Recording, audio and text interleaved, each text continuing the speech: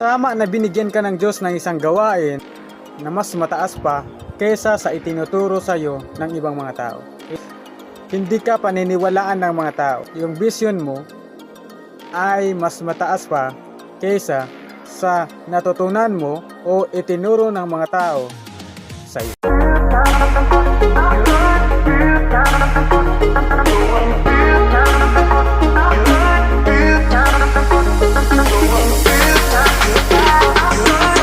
Yung kakayahan para maabot mo o magawa mo yung tagumpay o yung gawain na ibinigay sa iyo ng Diyos ay nasa loob mo na. Ang gawain mo ay galing sa Diyos, yung pananaw mo ay galing sa Diyos. At yung kakayahan para maabot mo yung pananaw mo ay inilagay na ng Diyos sa loob mo. Huwag po tayong maniwala mga kaibigan kung sinabihan tayo ng ibang tao na hindi mo kaya yan, wala kang magagawa dyan, wala kang mapapala dyan. Hindi po yan totoo. Lahat po ng gawain na galing sa Panginoon, ang kakayahan para maabot mo ito ay inilagay na ng Diyos sa loob natin mga kaibigan.